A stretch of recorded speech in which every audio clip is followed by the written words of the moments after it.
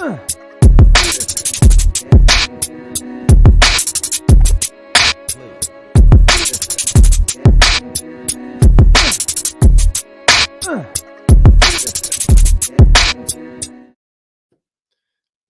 is up, everybody? I'm Jeff. This is the Buckeye Remix, and it's another victory week. Another devastating victory week. It's been a weird season. Ohio State is now 6-0, and they, especially the last 5 games, it's just been a tear. So it's been a lot of little easier to do this show than some years, even though we rarely ever lose. But this team's cruising right now. Haven't played the best schedule. That's beside the point.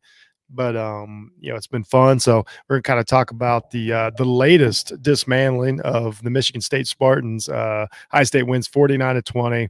Yeah, we'll just kind of go through the quick overview. Like I said, again, if you're listening and watching the show, hey, thanks. We appreciate it. Like, listen, review, click onto YouTube. Anything you can do for me and Off the Ball Network, we appreciate it. But most importantly, you know the deal. It was basically another half, maybe not even quite 3/4 of football. The Ohio State offense puts up 614 yards, staggering amount, and defense only gives up 202, which is the biggest thing coming into the season. We've said it. I mean, we're tired of saying it. The questions were about the defense. It's another game where the defense answered the question. Knowles is apparently, it definitely putting his mark on the team, and as of now, it appears to be definitely worth the hire. So CJ Stroud goes off again, 361, 6 touchdowns. Even gave one to Michigan State, just for good riddance. I don't look much into that play. Maybe we'll talk about it here in a minute in offense, but it was what it was. Miscommunication, things go bad. Luckily, they have the team that can overcome that without even blinking an eye. So that was awesome. So, so the most important thing is got the victory, got out of there. This team is so good. It's in position. It does not matter who they play, when they play them. It just matters. Just keep piling up victories, and try to get your way from the bigger goal of making the playoffs and even the national championship game.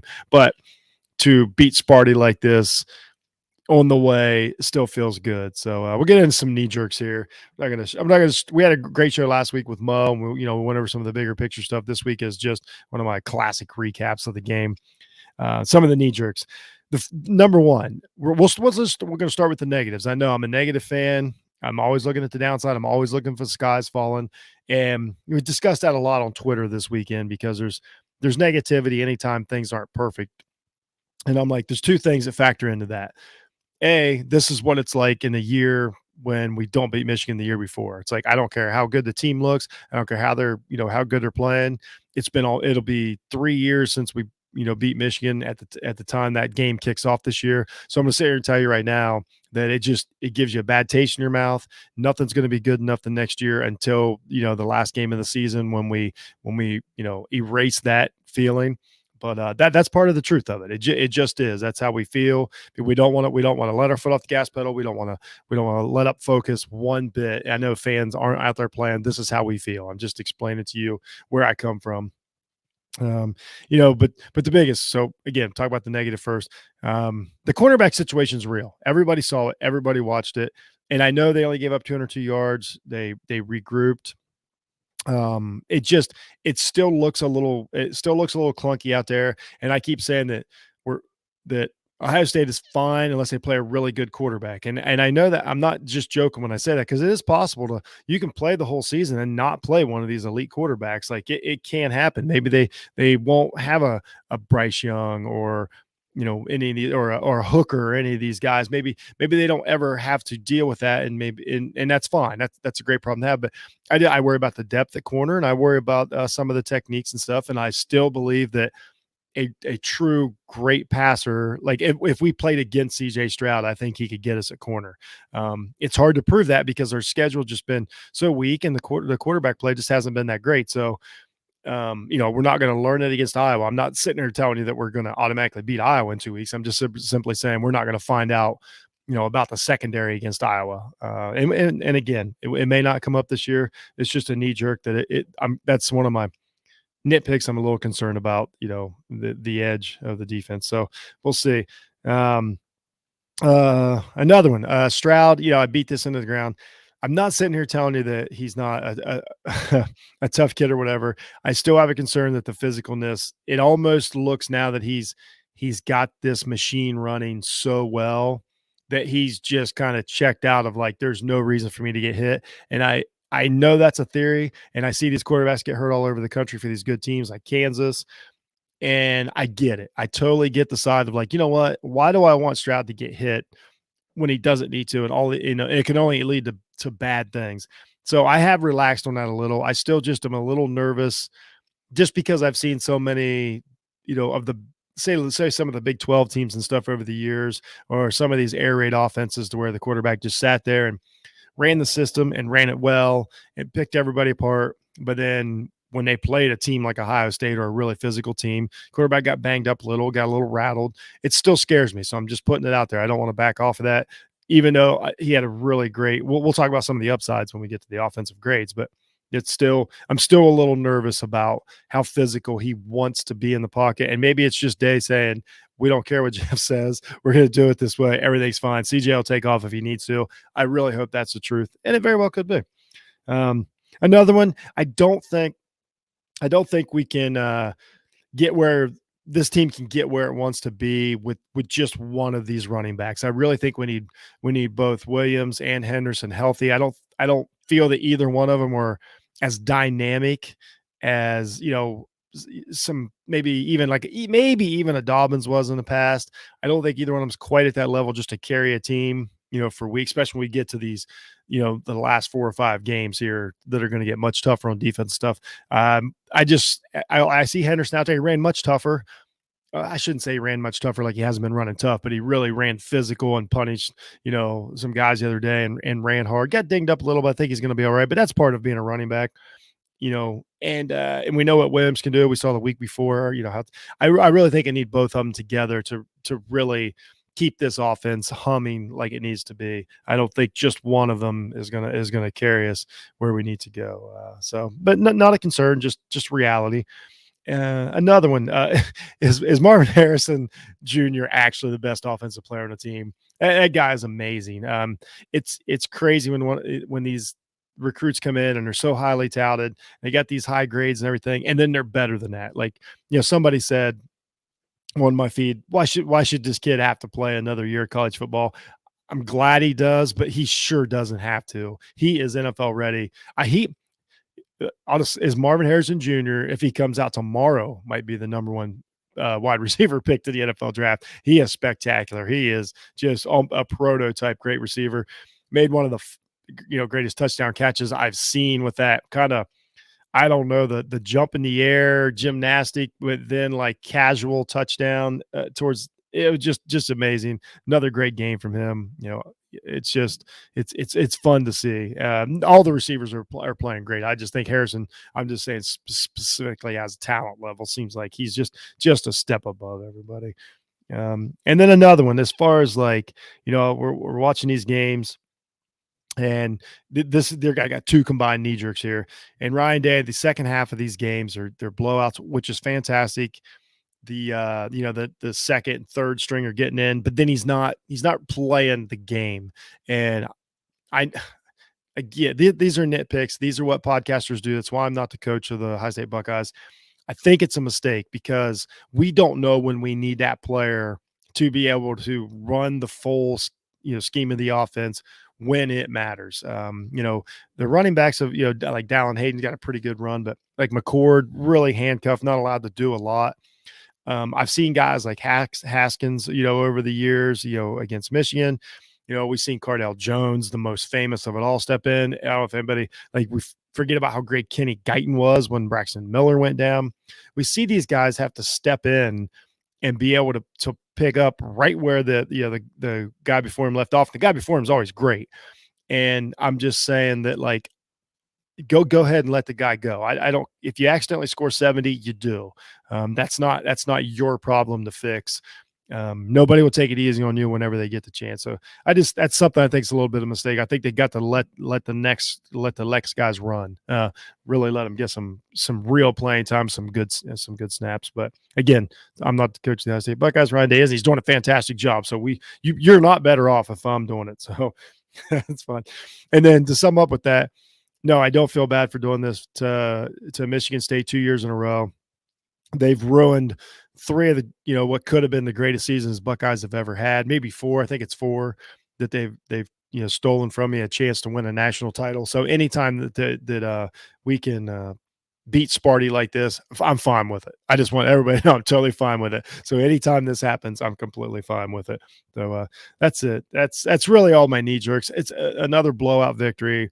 Team looked great. Everything's nitpicking. I mean, everything is nitpicking when we get to this point of how good this team's playing. So we'll do some grades here. Pretty good week. I'm a tough grader. Tough on the I'm tough with the report card, but I feel good about this week. Offense, A minus. And I know you're gonna say, what?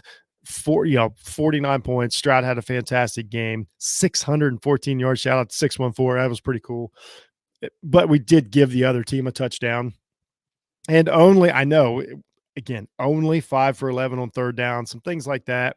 Thought it could be cleaned up a little. So an A minus. That's not bad. I can't give him an A because if this team, an A plus with this team's, I mean, I'm not even kidding. It's got to be 75 points. So I gave him an A minus. It's hard to grade him when they're not playing the last, I don't know what, 25 minutes of the game. It's a little tough, but I try to kind of put that in a, even with calling off the dogs, they play this great, but give an A minus overall, really good game. The offensive line was fantastic. They, as a unit, that's been my favorite part of the season so far. As much as we love what the defense has done, the offensive line has been the best.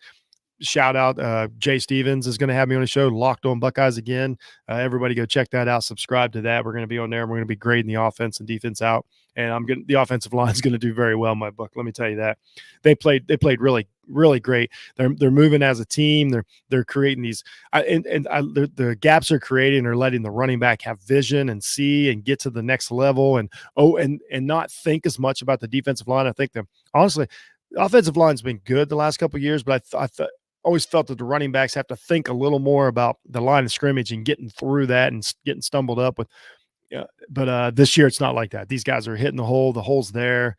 They're protecting Stroud. It's one he doesn't even get his uniform dirty back there. It's pretty cool. So they did a great job again the other day. So that was awesome. I thought Stroud, just as far as his play, what I really picked out, really reading the coverage wells. He's this season, and Saturday was another one. When he sees the mistake in the other team's coverage, he's exposing it, which are for Ohio State with this receiving corps is typically a touchdown. And so that's huge in college football. Not every player can do that. Not every system's set up to do that. So he's obviously put in the training. He's obviously put in the film time and the book time and all that stuff. So as hard as I am on CJ, I do respect the craft, and it's amazing. Like, he's totally manipulating defenses right now, which again, every college quarterback can't do that regardless of how good they are. He did a great job with that again the other day. Thought some of the short yardage plays looked better. I was hard on them a couple weeks ago in the red zone. They were a bit clunky and had to kind of lean on mine.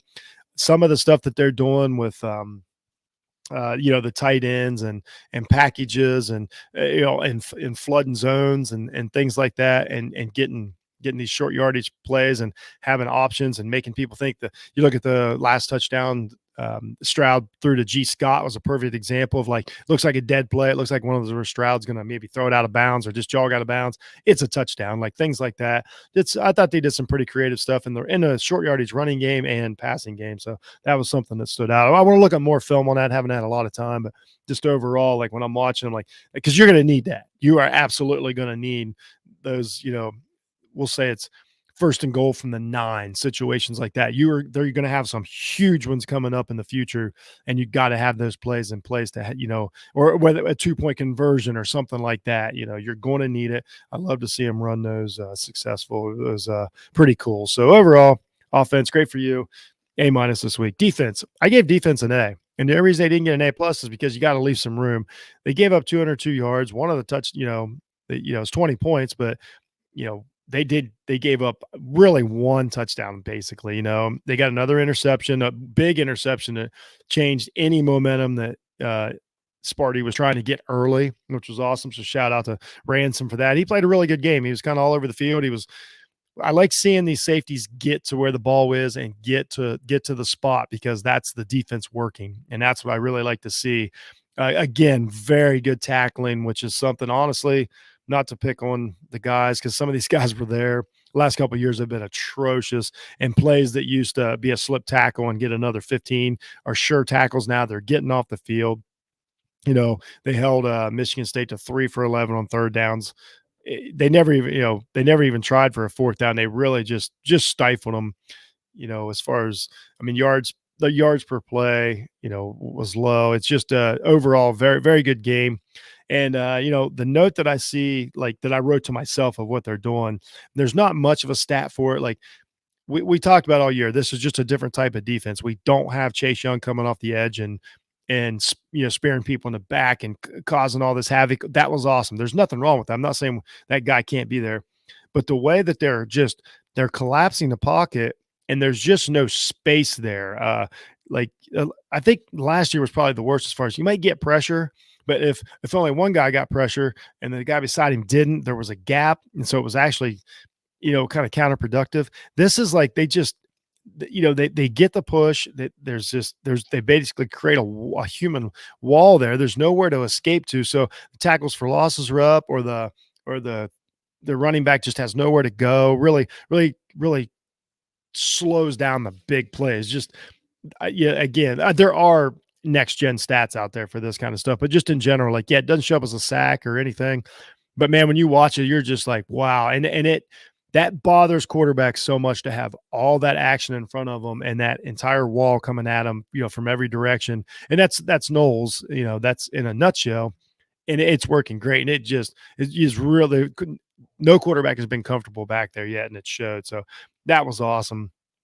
In general, again, tackling good, defensive line played pretty good. Shout out to Hall. I forget. I think it was 7 snaps and 2.5 sacks, I believe, if I recall. Amazing game.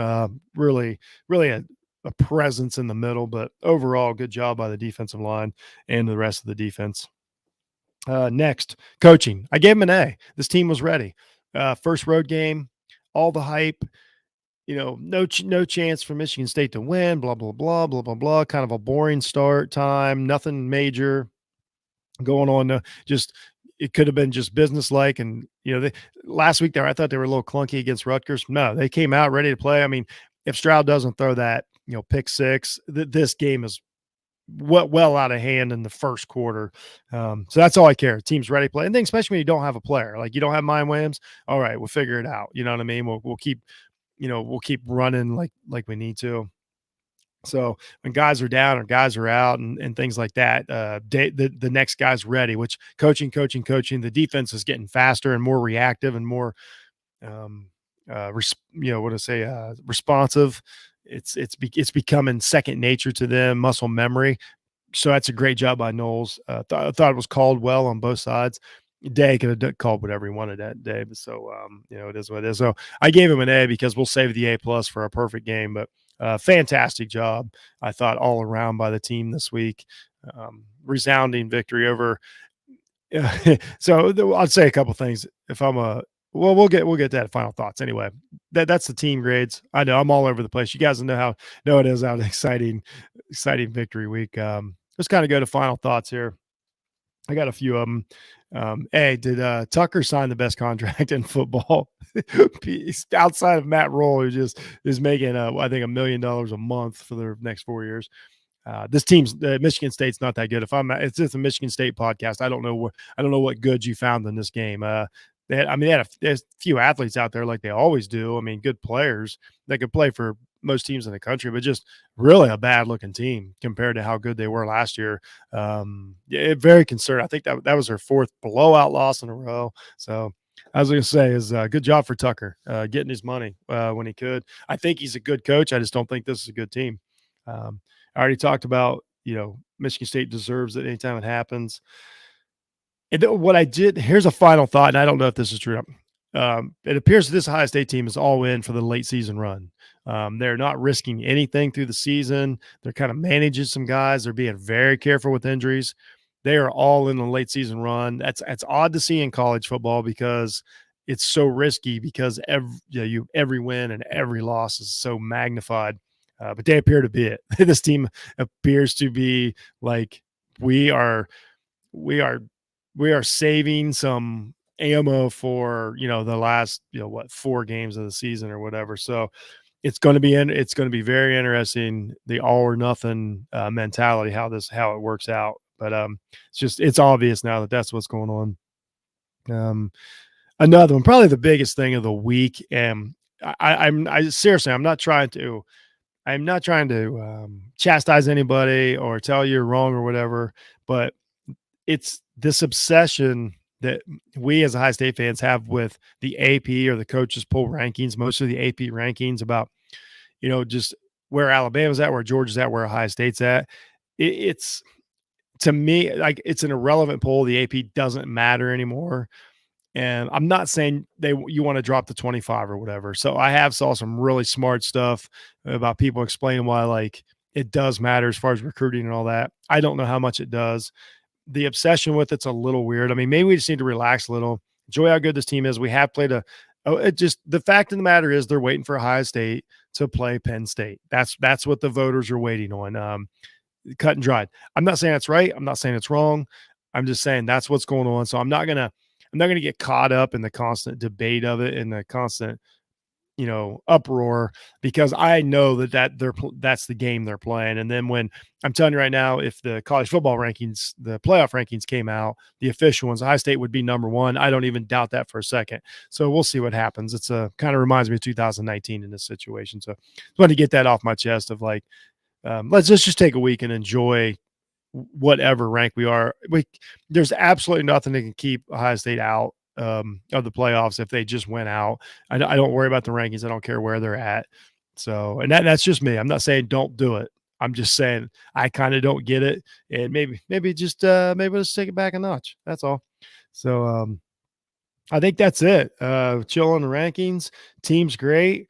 I have a few minor questions about everything, but overall pretty good. On the bye week, if anybody wants to check it out, I try to do a show, kind of like a bigger question answer show about the rest of the season and things that we saw. So some concerns and some discussions, and you kind of have a week to sit and marinate, and then maybe we'll talk a little bit about. After this week, got a great lineup of college football coming this week. By the way, my rankings will be out too, so look for them. And so next week will be kind of just like a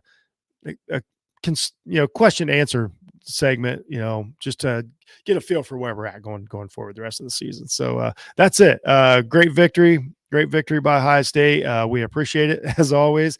I want to enjoy the bye week. There's some great football games on. I suppose the biggest impact on Ohio State is Michigan, Penn State. A lot of eyeballs on that. I suppose there's Big Ten fans out there. I don't happen to be one, but I'm sure that there's a lot of those, and some Tennessee, Alabama also. So huge impact games around the country, and we can sit and watch and take a few minutes off from stressing about our team and just enjoy where we're at and enjoy what we have going forward. So that's it, everybody. Thanks for listening. Remember, Jeff Needs Sports anywhere you get your podcast. Check out Off the Ball Network for everything else we're doing over there, and we're out. Go Bucks.